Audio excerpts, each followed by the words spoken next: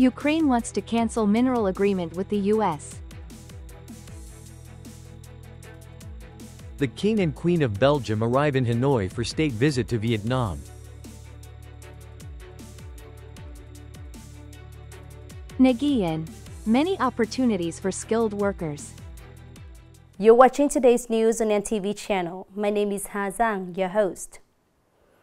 RIA University reports that U.S. President Donald Trump stated that Ukrainian President Volodymyr Zelensky wants to cancel the U.S.-Ukraine mineral agreement.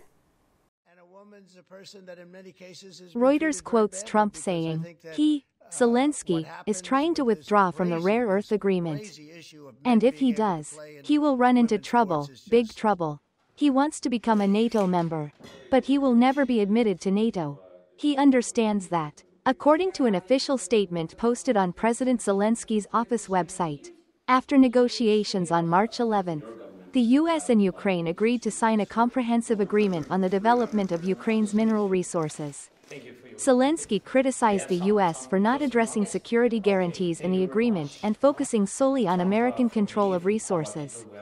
He also expressed disappointment over the US frequently changing the terms of the agreement but emphasized that Kiev remains interested in signing if it is a condition for continuing to receive aid and intelligence from the US. Early on March the 31st, a Chinese rescue team successfully rescued a woman who had been trapped for nearly 60 hours under the rubble of the Great Wall Hotel in Mandalay, Myanmar. This building collapsed during a magnitude 7.7 earthquake on March the 28th.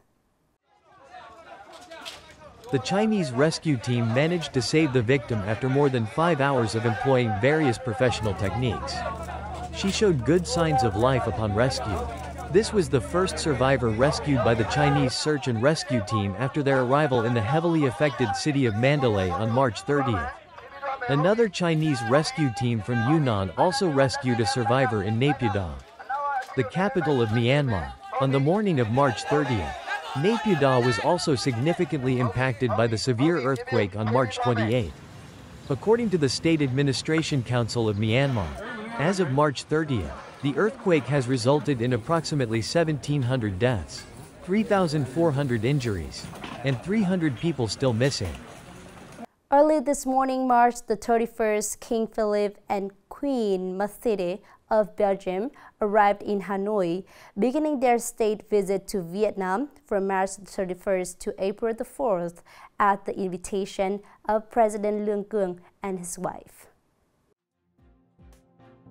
Deputy Minister of Foreign Affairs Lê Thu Hằng stated that the state visit of the King and Queen of Belgium to Vietnam is a special trip of great significance for the bilateral relations between the two countries. This is the first state visit in over 50 years since the two countries established diplomatic relations.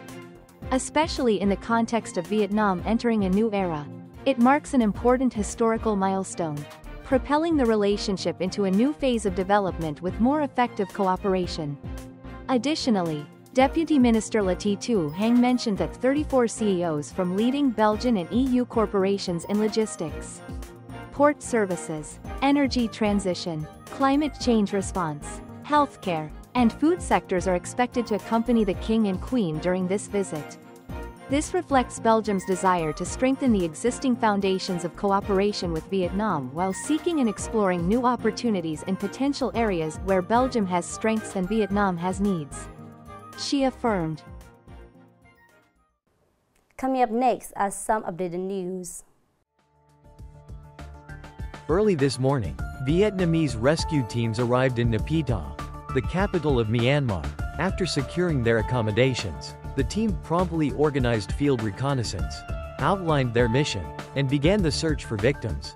According to the plan, the People's Army of Vietnam will split into 3 units to coordinate with the Ministry of Public Security and search in 3 directions, operating with urgency and determination to act as swiftly as possible.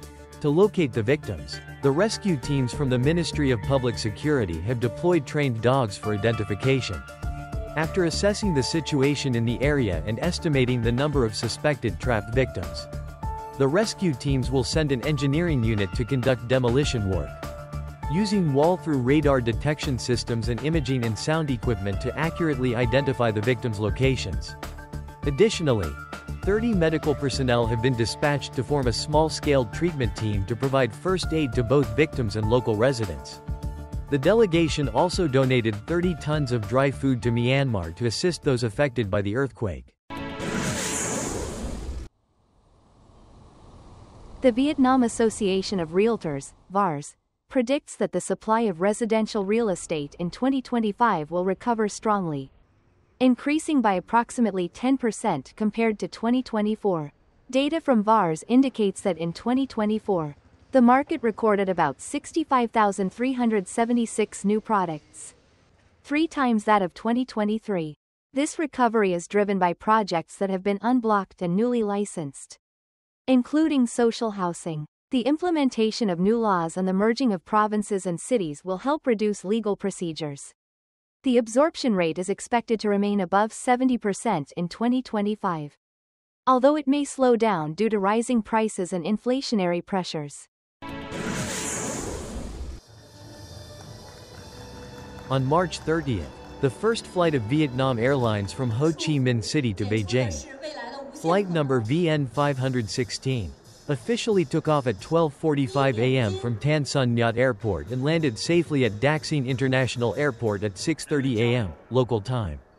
The Ho Chi Minh City, Beijing route will operate 5 flights per week on Mondays, Wednesdays, Thursdays, Fridays, and Sundays, utilizing the modern Airbus A321 aircraft.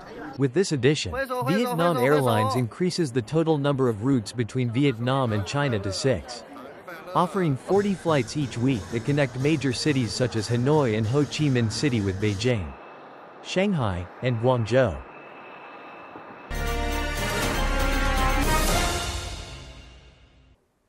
Moving on to today's story.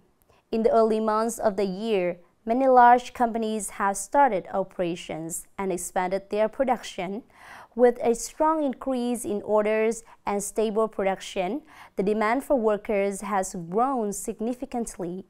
Job seekers have plenty of opportunities to apply for suitable positions, especially if they have skills and a strong work ethic with attractive salaries available. Mr. Nguyen Van Man, who has 4 years of experience working in South Korea, was hired as the technical team leader at Innovation Vietnam Co. Limited in versus Ship Industrial Park right after submitting his application. With a high income, reasonable benefits, and proximity to home, this opportunity is opening up pathways for him to build wealth in his hometown. Being back here lets me work close to home, which makes it easy to take care of my family and helps me grow. Local authorities and departments are implementing various initiatives to encourage workers to return to their hometowns for employment. Companies are offering attractive incentives, benefits, and a favorable working environment to attract and retain workers. This is contributing to a strong wave of labor migration back to their hometowns. With plans for production expansion in the near future, the company will require up to 10,000 workers, including thousands of high-quality laborers. General job positions will offer salaries ranging from 7 to 12 million Vietnamese dons, while skilled workers may earn between 20 and 40 million Vietnamese dons. Skill level and professionalism are key factors that enhance labor productivity and directly impact workers' income and living standards. These are areas that workers need to improve, especially as more companies restructure and reorganize their workforce to ensure efficiency and competitiveness. It's the end of today's news. Thank you for watching and hope to see you next time.